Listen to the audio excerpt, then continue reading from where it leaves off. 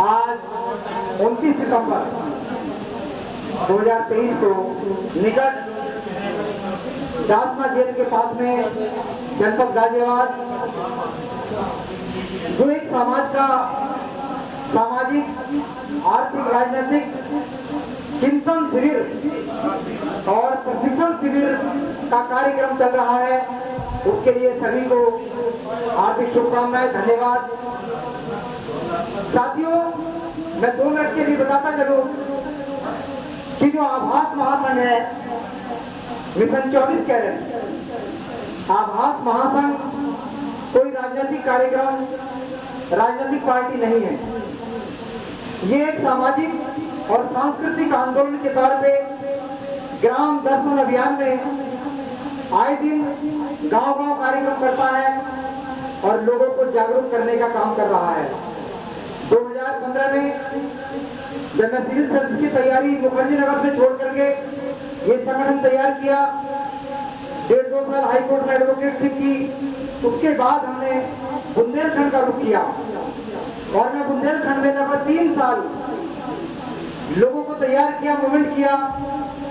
उधर से 2017 वाला जो सहारनपुर में घटना घटी, मैं बिजनौर पश्चिम उत्तर प्रदेश में वापस आ गया। फिर उसके बाद एक्सीडेंट हुआ, तो अभी पूरी तरह से उस एनर्जी के साथ काम नहीं हो पा रहा था, लेकिन अब धीरे धीरे पटरी पर आ रहा हूँ। तो जो आभास महासंघ है, आभास की जो फुल फॉर्म है वो आदि भारतीय आजीवक श्रवण संघ, अर्थात किसी महापुरुष के नाम पर, किसी जाति के नाम पर हमारे मूवमेंट का नाम नहीं है, बल्कि गौतम बुद्ध से भी पूर्व जो देश में बहुजनों की, श्रमण जनों की संस्कृति और सभ्यता थी, उसी के नाम पर इस मूवमेंट का नाम आभास शॉर्ट में रखा। जैसे मान्यवर काशीराम साहब ने 1978 में बामसेफ नाम का ऑर्गेनाइजेशन तैयार किया, backward class and minority SC/ST employees federation, उसको शॉर्ट में बामसेफ कहा गया। वैसे ही हम लोगों ने आभास नाम दिया, आभास भारत, आदि भारतीय आजीवक श्रवण संघ, क्योंकि श्रवण शक्ति, जो श्रवण शक्ति है इस देश की, वो गरीब, मेहनत कश, मजदूर, ईमानदार लोग, इस देश के मूल निवासी, वही वास्तव में कौन है? 24 कैरेट। 24 कैरेट मीन्स प्योरिटी की पहचान, शुद्धता की पहचान। और शुद्ध कौन है, असली कौन है, वास्तविकता में भारत में कौन है यहाँ का? तो यहाँ का मूल निवासी ही असली है, शुद्ध है। और शुद्धता को हमने 24 कैरेट में मापा है पूरी दुनिया के अंदर। तो हम आप सब Bahujan Samaj, SC/ST minority, OBC, ये सब 24 कैरेट हुआ। इसलिए हमने इस आंदोलन को, इस मूवमेंट को मिशन 24 कैरेट कहा है। एक आंदोलन है, एक मिशन है और एक है क्रांति। क्रांति आप समझ रहे होंगे, अगर यू टर्न हो जाए तो उसको हम क्रांति कहेंगे। दूसरा, किसी मुद्दे को लेकर के हमने आवाज उठाई और वो मुद्दा पूरा हो गया तो उसको आंदोलन कहेंगे। लेकिन मिशन की जहां तक बात है, तो मिशन का कोई स्टेज नहीं है, कोई स्टॉपेज नहीं है। मिशन का मतलब सतत, अनलिमिटेड, लगातार कार्य को, विचारधारा को आगे बढ़ाते रहना ही मिशन का कार्य है और यही मिशन भी है। दूसरा, हमने इसमें लिखा कि जो आंदोलन है एक सामाजिक व्यवस्था परिवर्तन और आर्थिक गुलामी से मुक्ति का ये भारतीय राष्ट्रवादी सांस्कृतिक जन आंदोलन है। तो साथियों, अभी संजीव जो भाई साहब थे, पत्रकार साहब, उन्होंने भी कहा कि मल्टी डायमेंशनल वर्किंग करनी है हम लोगों को, अर्थात विभिन्न आयामों पर हमें काम करना है। डॉक्टर आम्बेडकर वो किसी एक दिशा में, एक पॉइंट पर नहीं, बल्कि मल्टी डायमेंशनल वर्किंग, तमाम दिशाओं में काम किया, डायरेक्शन पर काम किया, चाहे वो सामाजिक हो, राजनीतिक हो, आर्थिक हो, धार्मिक हो, ऐतिहासिक हो, तमाम तरह तरह के क्षेत्रों में काम किया है। तो हमको भी उसी की आवश्यकता है। और आगे इसमें लिखा है कि आज 29 तारीख को ये जो कार्यक्रम ऑर्गेनाइज किया गया है, इस कार्यक्रम में मुख्य मुद्दा था कि 2024 में जो लोकसभा का चुनाव आने वाला है, पिछले इन 10 सालों में कैसे संविधान को बर्बाद किया है, किन किन तरह से बर्बाद किया गया है, और उन संविधान के मुद्दों को, संविधान के प्रावधानों को, आर्टिकल्स को हटाया गया है, उससे यहाँ के बहुजन समाज पर क्या सकारात्मक और क्या नकारात्मक प्रभाव पड़ा है, उस पर चर्चा होनी थी। और उसके बाद 2024 में जो लोगों को एक भय बना हुआ है कि संविधान को कैसे बचाया जाए, संविधान कैसे बचे, ये चिंतन और मनन का शिविर था। भीड़ का कार्यक्रम, भीड़ का यहाँ प्रोग्राम नहीं था, लेकिन अधिकांश हमारे तमाम वक्ताओं ने मेन मुख्य मुद्दे से हट करके इतिहास और इतिहास से भी आज की बातें बताई। तो अभी मैं बताना चाहूंगा आपसे, मेन मुद्दे पर मैं आना चाह रहा हूं कि अभी 2024 में लगभग मार्च में चुनाव शुरू हो जाएगा संभवतः। अभी राज्यों की घोषणा होने वाली है 7, 8, 10 अक्टूबर को, जो 5 राज्यों में चुनाव होना है। और ये 5 राज्यों का चुनाव लोकसभा के लिए सेमीफाइनल का काम करेगा। इसलिए साथियों, हम लोगों को कई संगठनों के माध्यम से, जो केवल पश्चिम उत्तर प्रदेश में ही अपने अपने जिलों में काम कर रहे हैं, हम उन तक पहुंच करके, और आज जो यहाँ पर तैयार किए गए कुछ मुद्दे जिन पर चिंतन हुआ है, जो सामने निकल करके आई चीजें, उनको हम लोग गाँव-गाँव जाकर के छोटे छोटे कार्यक्रम करके ये बताएंगे कि यहाँ क्या कार्यक्रम बना है। तो कार्यक्रम बना, सबसे पहले संविधान को अगर बचाना है और संविधान के रास्ते लोकतंत्र को बचाना है, तो सबसे पहले हमें एक तो जन आंदोलन करना होगा। हर जिले में जन आंदोलन के माध्यम से अपनी बात सत्ता तक पहुंचानी होगी कि अभी भी देश के अंदर संविधान को मानने वाले लोग, संविधान को चाहने वाले लोग, संविधान में आस्था रखने वाले लोग जिंदा हैं और जिंदा रहेंगे, और वो लोग इस संविधान को बचाने के लिए सड़कों पर उतर रहे हैं। इससे सरकार की मानसिकता, सरकार के जो मंसूबे हैं, उन मंसूबों को रोका जाएगा।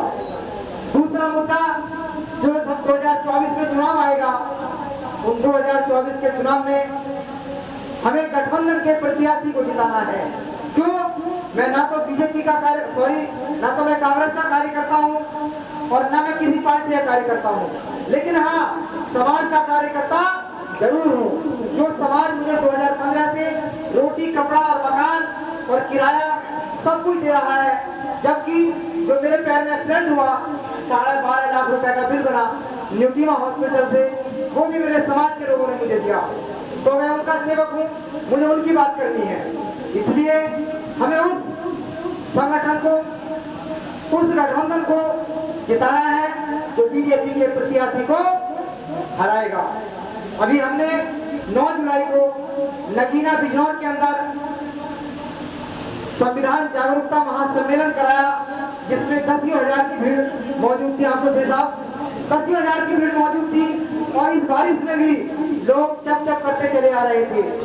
तो मैंने जब 1 महीना पूरे बिजनौर के अंदर उस कार्यक्रम के लिए प्रचार प्रसार किया, तो लोगों ने मुझसे गांव-गांव पूछा कि भैया आप कैसे संविधान को बचाओगे, कैसे 2024 में बीजेपी को हटाओगे, जरा बता के जाओ।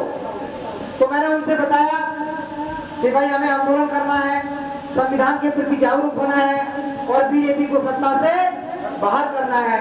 तो गांव के जो बेचारे कम जानकारी रखते हैं या कम पढ़े लिखे हमारे सम्मानित लोग हैं, उन लोगों ने मुझसे कहा कि लाल सिंह जी, आप तो 24 में बीजेपी को कैसे हटा पाओगे, जब कांग्रेस अलग आएगी, बसपा अलग आएगी, समाजवादी पार्टी अलग आएगी और तमाम छोटे छोटे दल अपने अपने पार्टी के नाम से अलग चुनाव लड़ेंगे, तो हमारा जो वोट बैंक है बहुजन समाज का, वो बिखर जाएगा और अंत में बीजेपी जीत जाएगी। लिहाजा अगर 2024 में बीजेपी आएगी तो संविधान को बाकी को समाप्त करके और अभी जो विवेक राय ओबराय ने कहा है कि हम नए संविधान को स्थापित करेंगे, वो बात उनकी लागू हो जाएगी। इसलिए आप लोग कैसे संविधान बचा सकते हो? यही बात मैंने नगीना के 9 जुलाई को मंच से जब बोली 10,000 लोगों में, तो सबसे ज्यादा विरोध उस मेरी बात का बहुजन समाज पार्टी के लोगों ने किया। और मैं बताना चाहूंगा कि जबकि बिजनौर के अंदर 2 लोकसभा सीट है, नगीना सुरक्षित है और बिजनौर सामान्य सीट है, और दोनों बिजनौर लोकसभा सीटों पर गठबंधन के प्रत्याशी 2019 में बहुजन समाज पार्टी के चिन्ह से सांसद बने हैं। मलूक नगर बसपा का और गिरीश चंदी बसपा के सांसद है। तब मैंने बताया बहुजन समाज पार्टी के नेताओं से कि भाई जो 2019 में आपके सांसद चुने गए, 10 चुने गए थे, नगीना बिजनौर के 2 थे, वो कैसे थे बताना जरा? बसपा के दम पर थे। तो लोगों ने कहा कि नहीं लाल सिंह भाई, आपकी बात तो सही है, लेकिन आपको ये बात गठबंधन के विषय की तो वहां मंच पर नहीं करनी थी। और भैया 1 महीने मेरा खून पसीना एक किया, यहाँ 15-20 लाख रुपए खर्च हुए इस मंच को सजाने में, फिर मैं ये बात यहाँ से ना कहता तो कहाँ से कहता? इतनी बड़ी भीड़ के बीच में अगर मैं ये बात नहीं कहता तो मैं अपनी बात कहाँ कहता? कितने लोग सुन पाते मेरी बात को? सर जी, आज उस मेरी बात का बिजनौर के पूरे जनपद में विरोध है, इनमें केवल बहुजन समाज पार्टी के लोगों में। और मैं बता दूं आपसे, तमाम लोग अपना यहाँ गुस्सा उतार रहे हैं, मुझे भी कष्ट है। हमारे दरवाजे हैं सेवानिवृत्त बिजनौर से, मैं समझ रहा हूँ कष्ट है, बहुत कष्ट है सब लोगों को। लेकिन 2017 में बीजेपी को क्यों नहीं रोक पाए उत्तर प्रदेश के अंदर? तो मैं बता दूं कि हम लोग इसलिए नहीं रोक पाए, जब हम कई लोगों ने, संगठनों ने बहुजन समाज पार्टी के कार्यालय में लेटर को भिजवाया और ये बताया कि समाजवादी पार्टी और बहुजन समाज पार्टी मिलकर के चुनाव लड़ो, तो बीजेपी 2017 में उत्तर प्रदेश की सरकार से वापस नहीं आएगी, चली जाएगी। तो बहन जी ने क्या बयान दिया था कि हम सत्ता के लिए सम्मान से समझौता नहीं करेंगे। कौन सा सम्मान? जिस दिनांक को 2 जून 1995 में मायावती ने बहुजन समाज को गुमराह किया था, ये वही घटना बता रही मायावती कि उस सम्मान जो हमारा अपमान किया था, हम उस अपमान के लिए सत्ता से समझौता नहीं करेंगे, अर्थात समाजवादी पार्टी के साथ विधानसभा का चुनाव नहीं लड़ेंगे। तो मैं उन बहुजन समाज के लोगों से, प्लस बहन जी से और तमाम उन लोगों से जो बसपा का समर्थन करते हैं, वैचारिक तौर पे नहीं, अंधभक्त के तौर पर, क्योंकि वैचारिक तौर पे तो आज पूरे देश के अंदर बहुजन समाज पार्टी का कोई भी सम्मान या समर्थन नहीं करता है। क्योंकि जैसे मोदी भक्त बहुत है देश के अंदर, वैसे माया भक्त भी कम नहीं है, बुरा मत मानना। तो 2019 में मुझे बताइए, मुलायम सिंह ने, अखिलेश ने, समाजवादी पार्टी के लोगों ने बहन जी को और बहुजन समाज को कौन सा सम्मान दे दिया जो सत्ता के लिए सम्मान से समझौता करना पड़ा?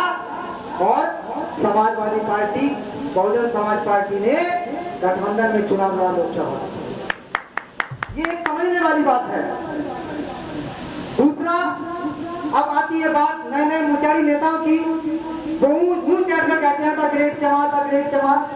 तो अभी क्या बात चल रही थी यहाँ पर कि जातियों को रोको, जातिवार मूवमेंट हमें रोक रहे होंगे, अभी बात कर रही थी। आपने बोला दरोजा जी, तो ये सच्चाई है, हमारे किसी महापुरुष ने, किसी सामाजिक राजनीतिक आंदोलनकारियों ने, राजनीतिक या सामाजिक नेतृत्व करने वाले लोगों ने किसी जाति के नाम पर आंदोलन नहीं चलाया।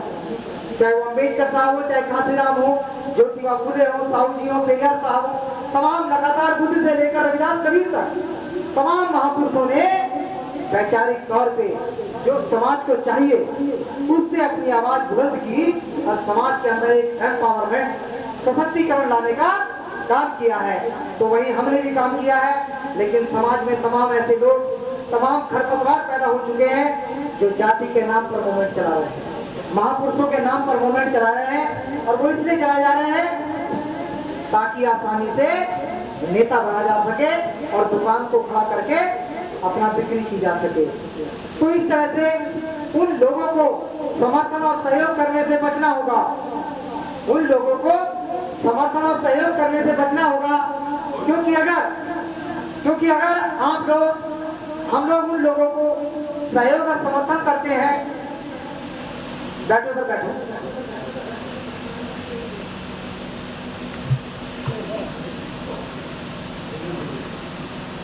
अगर हम लोग ऐसे जातिवादी लोगों को, स्वार्थी लोगों को समर्थन करते हैं तो कहीं ना कहीं हम भी उस बहुजन समाज के मिशन को डूबने और डुबाने में सहयोग कर रहे हैं।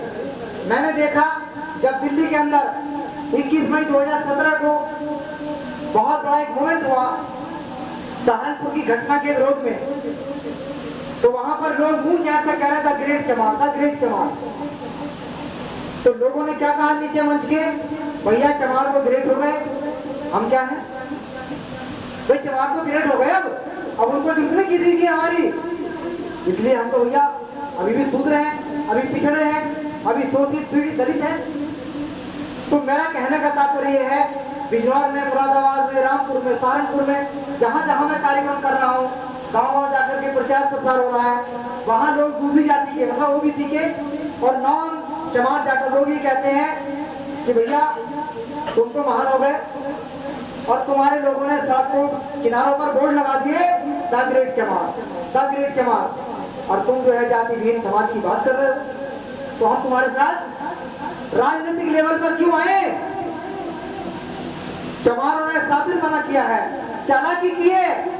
जब इनको आगे आने का मौका मिला तब तक इन्होंने साइड कर दिए सभी लोगों को, और बस जहां से हम लोगों को हटा करके लाए ये वहां जाके मिल गए और हमें बीच में छोड़ दिया। अर्थात जिस मनुवाद के विरोध में माननीय कांशीराम साहब ने वाम से टीएस तोड़ बहुजन समाज पार्टी का आंदोलन खड़ा किया, उसी मनुवाद के विरोध को चलाते चलाते चलाते कांशीराम के बाद जो सत्ता की पार्टी की मुखिया बनी, वो खुद जाकर के बहुजन समाज के पूरे लोगों को, पूरे मिशन को, मूवमेंट को मनुवाद की गोद में ले गई।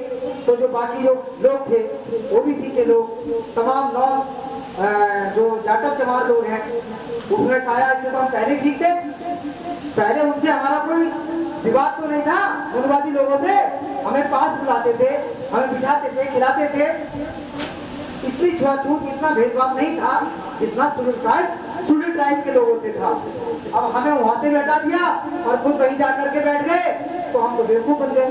तो इसलिए भाई हम लोग तुम्हारे साथ नहीं आएंगे। तो मेरा तात्पर्य यह है कि अब हमें चुनाव में जातियों के मुद्दे को, जातियों के मिशन को हटाना होगा, उसको दरकिनार करना होगा, और जो लोग जातियों का आंदोलन चला रहे हैं उनको भी हटाना होगा, बिल्कुल पूरी तरह से। नहीं तो आप भी उतने दोषी हो जितने दोषी वो जातिवादी आंदोलनकारी। ब्राह्मण को दोष मत दो, मनुवाद को दोष मत दो। अब हम लोगों ने 70-80 साल तक जो ये बेहतर समय था, इसमें अगर हम लोग बेहतर नहीं कर पाए तो अब हम लोगों का भी दोष है, हम लोग भी उसमें दोषी हैं। दूसरी बात, यहाँ पे अभी संजीव भाई साहब ने और बाबू जी ने, कभी तमाम साथियों ने बताया, भैया ने बताया, प्रसाद जी ने, कि अभी क्या है, हमें ग्रामीण बस्तियों में कितने वोट हमारे हैं, कितने वोट कटे हैं, कितने नए वोट जुड़ने हैं, उस पर सबसे पहले हमें काम करना होगा। अपने अपने क्षेत्रों में जाकर के छोटी छोटी मीटिंग करके आपको बताना होगा कि नए वोट जरूर जुड़वा दें। बीएलओ के पास जाकर के बीएलओ को बुलवाएं, वो नए वोट जुड़ जाएं, जो वोट हमारे जिंदा हैं और वो पिछले चुनाव में काटे गए हैं उनको शामिल करा दें। दूसरा, हर बूथ पर हमारा प्रत्याशी जो गठबंधन का होगा उसके पक्ष में, हमारे प्रत्याशी के पक्ष में हमें बूथ पर खुद तैयार आदमी करने होंगे, एक आदमी बूथ के बाहर और एक आदमी बूथ के अंदर, जो फर्जिंग वोटिंग सामान्य वर्ग के लोग ना करा सके। और मैंने कई बार लोगों से सुना है कि लोकसभा, विधानसभा के चुनाव में लास्ट के 2 घंटे में, क्योंकि शाम को लोग चले जाते हैं जल्दी, वो डाला धुएं निकल जाते हैं, 4, 5, 6 बजे तक जो वोटिंग होती है उसमें देख लेते हैं वो लोग जो गांव के सामान्य वर्ग के लोग हैं कि कितने वोट इसमें शेष बढ़ रहे हैं डलने से। तो जो सेम वोट मान लिया 100-200 नहीं बचे, नहीं डले, तो उनको क्या करते हैं, वो पीठासीन अधिकारी से मिल करके और वो अपने पक्ष में वोटों पे मोहर लगवा करके डलवा देते हैं। ऐसा काम ना हो, ये हमारा जो बूथ प्रत्याशी, जो बूथ पे हमारा कार्यकर्ता खड़ा होगा, उनका जिम्मा है कि वहां एक भी वोट फर्जी न डल पाए। और इस तरह का वोटिंग हो, अगर होती है वोटिंग तो हम तक वो सूचना जरूर देगा, हम तक सूचना जरूर देगा। जनप्रतिनिधि अधिनियम में ये प्रावधान किया गया है कि जिस व्यक्ति का वोट नहीं डलेगा, जिस व्यक्ति का वोट डालने से पहले ही कहीं और डल जाएगा, किसी और को डल जाएगा या कोई और डाल देगा, उसको पीठासीन अधिकारी के खिलाफ मुकदमा दर्ज होगा। 4.5 लाख रुपए का उसको अनुदान दिया जाएगा। तो उसके मताधिकार का उल्लंघन किया गया है, उसको अपने अधिकार को प्राप्त करने के लिए रोका गया है। कहीं ना कहीं कॉन्स्पायरेसी हुई है, ये षड्यंत्र हुआ है। इसलिए इस कानून को हमें लागू कराना होगा। और तमाम ऐसे गांव हमारे लोग हैं जिनको तमाम चीजों का नहीं मालूम, तो मैं आप सब लोगों से बताना चाह रहा हूँ कि आप लोग अपने अपने क्षेत्रों में जाकर के वोटिंग सिस्टम को सुधारना होगा।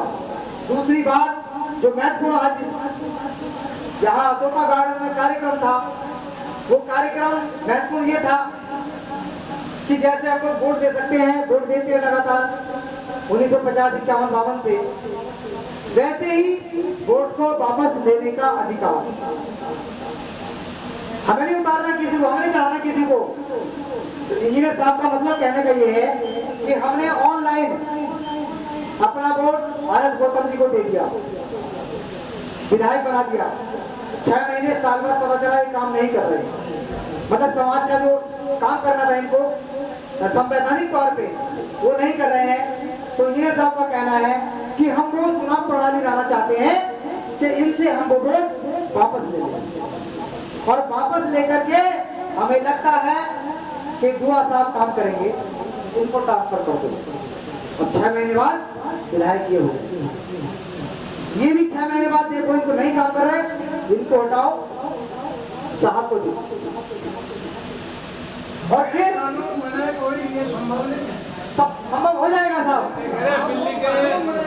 नहीं संभव तो वो भी रहेगा जो सती प्रथा का कानून खत्म किया गया, बाल विवाह खत्म किया, पर्दा प्रथा खत्म किया, तमाम तुम्हें शिक्षा का अधिकार दिलाया, वो भी पूरा कट हुआ। डबल वोट के अधिकार को लेकर के आए डॉक्टर अम्बेडकर, संभव तो वो भी नहीं था। ये तो मुद्दे इसलिए तैयार किए जा रहे हैं ताकि जनता को मोबिलाइज किया जा सके, और जनता को मोबिलाइज करके इकट्ठा करके तैयार किया जाए आंदोलन के लिए। ये कोई बड़ी बात नहीं है, इस बात की चर्चा है, इस बात की ये जनप्रतिनिधि को वापस करने की, ये यहाँ तक बस, इससे आगे की चर्चा नहीं की वो लोग, इससे आगे की चर्चा हम लोग करेंगे, हम बताएंगे लोगों को। आप कहना है आपका कि हमें चुनाव करा दिया और चुनाव से जो प्रोपोर्शनल सिस्टम है उसके आधार पर पहले एमपी, सांसद, विधायक, फिर उसके बाद नीचे के जो जनप्रतिनिधि हैं, यहाँ तक कि ग्राम पंचायतों में ग्राम प्रधान, ग्राम पंचायत सदस्य, जिला पंचायत सदस्य और जो बीडीसी मेंबर है, वहां तक जो जिस स्तर पर वोटिंग लेंगे उन लोगों को उस स्तर पर जिम्मेदारी दे दी जाएगी, प्रमाण पत्र दे दिया जाएगा। लेकिन अगर वो लोग अपने जिम्मेदारी का निर्वहन नहीं करते तो उन लोगों से वो वोट वापस लेकर के जिसका मन हो उसको दे सकते हैं। ये साहब का कहना है। इसको और बेहतर तरीके से समझाने के लिए हम लोग एक परफॉर्मा तैयार करेंगे ताकि एक ऐसा हैंडल तैयार हो जो लोग आसानी से समझ सके। दूसरा, जो अभी बात चल रही थी 2024 के चुनाव की, तो 2024 में एक तो वोट का सिस्टम हमें सही करना है, लोगों को बताना है जो मैंने बताया। दूसरा काम ये करना है कि चुनाव से पहले जगह जगह जनपदों में, तहसीलों में, ब्लॉक स्तर पर हमें सरकार के खिलाफ किन मुद्दों पर आंदोलन करना है। सबसे पहले निजीकरण के खिलाफ आंदोलन होना है, सबसे पहला काम। देश के अंदर एक आंदोलन चल रहा है पुरानी पेंशन बहाली का, तो मैं कह रहा हूं कि आप पुरानी पेंशन बहाली को भी अपने मुद्दे में रखिए, वो भी जनता का मुद्दा है। और आभास महासंघ ने बिजनौर, अमरोहा, मुरादाबाद 2-3 जिलों में दीवारों पर लिख दिया है मनुवादियों की दीवारों पर भी कि पेंशन नहीं तो वोट नहीं, पेंशन नहीं तो वोट नहीं। तो क्या pension schedule caste schedule tribe के लोगों को चाहिए या सामान्य लोग के लोगों को भी चाहिए पेंशन? मुझे बताइए, उनको भी चाहिए ना पेंशन? सामान्य वर्ग के जो लोग नौकरियों पर हैं उनको भी तो पेंशन की आवश्यकता है, वो भी उस पेंशन के कार्यक्रमों में शामिल हो रहे हैं।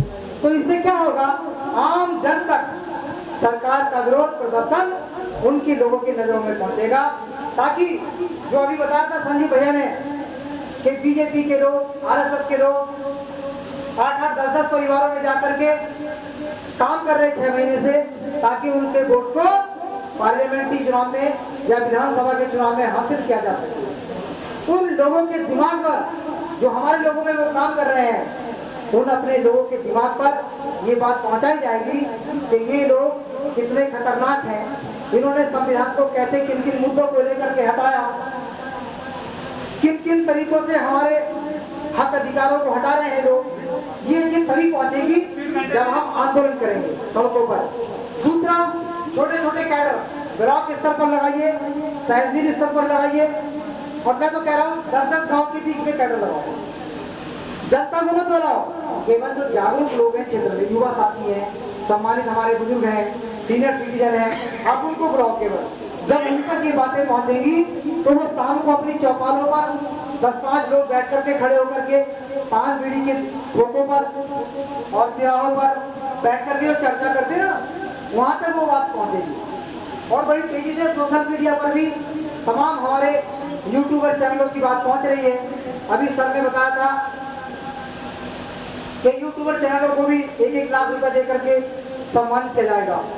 तो मैं बताऊंगा कि विपक्ष यानी कि विरोधी विचारधारा वाला जो दल है, वो हर वो काम करेगा, हर वो तरीका अपनाएगा, हर वो जरूरतों को लोगों को देगा, जिससे वो फिर से पुनः सत्ता में आ जाए। और हिंदू मुस्लिम का कोई मुद्दा नहीं है, ये सिर्फ राजनीतिक विचारधारा को लेकर के यहाँ से नहीं, 1925 से आंदोलन चल रहा है, उससे भी पहले से आंदोलन चल रहा है। तो ना तो कोई हिंदू राष्ट्र बनाएगा और ना मुसलमानों को भगाएगा, ना कोई घोड़े से गधे पर भगाएगा। सच्चाई है, अगर कोई भी ये कह रहा है कि घोड़े से गधे भगाएंगे, ये फर्जी बातें हैं। अगर नागरिकता के कानून की हम बात करते हैं संविधान के अंतर्गत, तो सभी नागरिकों को बराबर अधिकार की बात जो की गई है, वहां भगाने की कोई बात नहीं की गई। हम संविधान का सम्मान करेंगे तभी हम संविधान की बात करने वाले लोग कहलाए जाएंगे। बाकी तो हम भी जरूरी में लोग शामिल हो जाएंगे जो लोग संविधान को समाप्त करने की बात कर रहे हैं।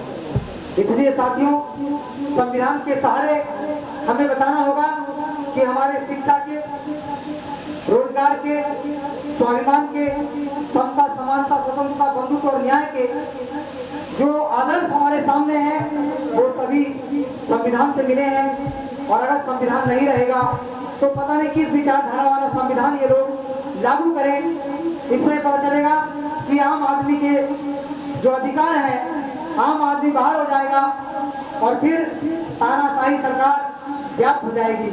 इससे पहले कि देश के अंदर लोकतंत्र खत्म हो, तानाशाही लोगों का आधिपत्य हो। आधिपत्य तो हमेशा किसी का नहीं रहेगा। गांव में भी लोग कहते हैं कि सिकंदर जैसे लोग ना रहे, हिटलर जैसे लोग ना रहे, तो ये क्या रहेंगे। मगर मैं उनको समझाता हूँ गांव में कि वाकई नहीं रहे वो लोग और ये भी नहीं रहेंगे, लेकिन समाज का नुकसान तो अब तक बहुत बड़ा हो जाएगा। पानी को सिस्टमैटिक ढंग से अगर आप छोड़ रहे हो तो वो पानी जहां भी जाएगा लाभ पहुंचाएगा, लेकिन अनावश्यक तरीके से पानी बहेगा, उससे लाभ कुछ नहीं होना सिवाय नुकसान के अलावा। इसलिए हमें इस नुकसान को रोकना होगा। और मैं पूरे देश का, पूरे प्रदेश का ठेका नहीं ले सकता, क्योंकि मेरी भी इतनी क्षमता नहीं है कि मैं पूरे देश को बता दूं या पूरे प्रदेश को समझा दूं। लेकिन हाँ, अपने अपने क्षेत्रों में, जिन जिन क्षेत्रों में हम लोग रह रहे हैं, बात कर रहे हैं, काम कर रहे हैं, उन क्षेत्रों में हम लोग अपने आसपास के लोगों को जन जागरण जरूर करेंगे, जरूर बताएंगे कि हमें चुनाव में कैसे सतर्क रहना है। हमें दूसरी बात यह भी करना है कि अभी चुनाव से पहले बीजेपी का, आरएसएस का, हो सकता है हिंदू मुस्लिम का कोई खास एजेंडा हो, हमें अपने लोगों को, अपने युवाओं को बता के चलना है कि हमें इनके बहकावे में नहीं आना है, उनकी बातों से हमें दूर रहना है। अभी मैं बताऊं आपसे, 15 तारीख की बात है, अभी बीती जो है, अमरोहा मंडी धवाला क्षेत्र में हम लोग प्रचार कर रहे थे 17 सितंबर के संविधान जागरूकता कार्यक्रम के लिए। तो एक मंदिर परिसर में हमारे कुछ लोगों ने कहा कि लाल सिंह आप माइक पर आवाज लगा दो कि ताकि सारे लोग इकट्ठा हो जाए और यहाँ बताया जाए कि 17 तारीख के लिए आप लोग इनवाइट हो। तो मैंने 3 बार माइक में आवाज लगा करके और जय भीम बोल दिया। जैसे ही जय भीम बोला 8-10 लड़के आए और वो कहने लगे भाई जय भीम किसने बोला, जय भीम किसने बोला। तो जय भीम जिसने बोला बताओ जरा। मैंने कहा भाई मैंने जय भीम बोला है। तो वो कहने लगे भैया जय भीम मत बोलो यहाँ। भाई क्यों? कि अभी तो हम छोटे आए हैं, फिर बड़े आएंगे, फिर उनसे बड़े आएंगे, फिर और बड़े आएंगे, इसलिए झगड़ा हो जाएगा, इसलिए जय भीम मत बोलो। मैंने क्या बात है भाई, यह संविधान जागरूकता कार्यक्रम है कि नहीं, हमें संविधान की आवश्यकता नहीं है, हमें तो हिंदू राष्ट्र बनाना है और हमें हिंदू राष्ट्र की जरूरत है। तो मैंने कहा भाई मैं कौन सा मुसलमान दिखाई दे रहा हूँ, मेरा नाम लाल सिंह है और मैं बिजनौर का रहने वाला हूँ, मैं कौन सा मुसलमान हूँ। दूसरी बात, मैंने जिस व्यक्ति का यहाँ नाम लिया जा रहा है वो भैया कौन से मुस्लिम थे, कौन से ईसाई थे वो, चुप कि नहीं हम कुछ नहीं जानते, हमें तो हिंदू राष्ट्र बनाना है और आप यहाँ से चले जाओ। लिहाजा हमने कहा कौन लोग भैया आप? उन्होंने कहा हम सैनी हैं, सैनी साथ के पूरा मौर्य, वो एक ही क्वालिटी है सब लोग, कोई दिक्कत नहीं। लेकिन हमें पता चला कि वो जो हमारे युवा साथी थे वो प्रोडक्ट किसी और के हैं, वो अपने विचार के अपनी विचारधारा के प्रोडक्ट नहीं है, क्योंकि हम लोग काम ही नहीं कर रहे समाज में। हम लोग जहाँ तक पहुँचने चाहिए वहाँ पर काम नहीं कर रहे, बल्कि हमारे छोटे छोटे बच्चों पर वो लोग आकर के गली मोहल्लों में और हाथ रखा बेटा चिंता मत कर, कोई समस्या उनको नहीं। बस इसी बात से वो चौड़ा हो गया, अरे यार देखो वो लोग आए थे और मुझे क्या गए कि कोई समस्या होगी तो नहीं। तो वो लोग उनकी तरफ आकर्षित होंगे, हमारी तरफ आकर्षित नहीं होंगे। हम लोग तो आज यहाँ बोलते हैं मंच पर अपना भाव दिखा दिया, काम करना। गाँव गाँव जाकर के 2-2, 3-3, 4-4 कार्यकर्ताओं को तैयार करो, भीड़ को तैयार मत करो, भीड़ अपना तैयार हो जाए। अगुआ अभी कहा था यहाँ पर हमारे वक्ता ने कि हमें अगुवाओं को तैयार करना है। हम लोग कांसीराम साहब के अलावा अगुवाओं को तैयार ही नहीं कर पाते। इसलिए बहुजन समाज और उसका मिशन गर्व की ओर जा रहा है। बहन जी ने किसी को नहीं रोका कि लाल सिंह तुम काम मत करना, किसी को नहीं रोका। या रोका? किसी को नहीं रोका ना, आपको भी नहीं रोका, मुझे भी किसी को नहीं रोक रहे। वो जो काम करने का उनका दौर था वो निकल चुका है। अब ज्यादा उम्मीद करना उनसे हमारी बेवकूफी होगी। जो नई पीढ़ी जो नई तैयार हो रही है चीजें, उन पर ध्यान करिए, उनको अपना हैंड ओवर कीजिए, और जब हैंड ओवर करोगे मिशन मूवमेंट को आप ईमानदारी से आगे गति दोगे। टाइम लगेगा निश्चित तौर पे, लेकिन कांसीराम ने ये बात साबित कर दी है कि कोई काम असंभव नहीं है, बल्कि मुश्किल हो सकता है, टाइम लगेगा। इसलिए जो हम लोग लेकर के चल रहे हैं आभास महासंघ मिशन 24 कैरेट, हमें कोई जल्दी नहीं है और जल्दी कर भी करेंगे। ऐसे दौर में एक अभावहीन मूवमेंट आंदोलन जल्दी करके क्या करेगा? आत्महत्या करेगा। ना हम सत्ता तक पहुंचेंगे इतनी जल्दी, ना हम आंदोलन खड़ा कर पाएंगे, ना हम विचारधारा का प्रचार प्रसार कर पाएंगे, ना हमें सम्मान मिल पाएगा। तो जब हम इन चीजों की अपेक्षा करेंगे समाज से, देश से, और वो हमें नहीं मिलेगा, तो फिर आदमी क्या करता है? आत्महत्या करता है। नहीं, गति बढ़ाई जाए, ये गति बढ़ाया जाए, वही मैं कहना चाह रहा हूँ। समय को देखकर गति बढ़ाया जाए। हमें जल्दी नहीं है किसी बात की, हमें तो केवल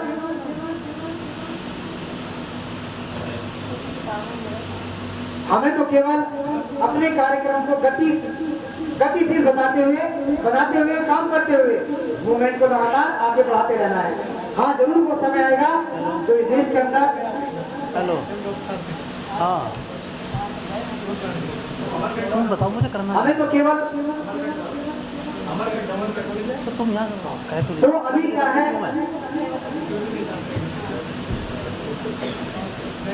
तो मैं यही बता रहा हूँ।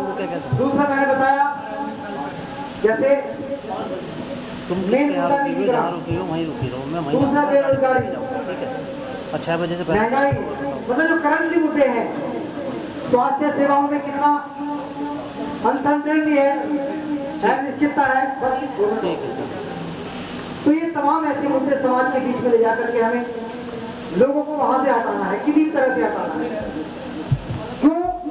मैं देख रहा हूं लगातार कि जो लोग गांव के उन लोगों के पास काम कर रहे हैं जो जमींदार हैं, जिनके पास 50-50, 100 बीघा जमीन है, जो उनके पास मजदूर काम कर रहे हैं,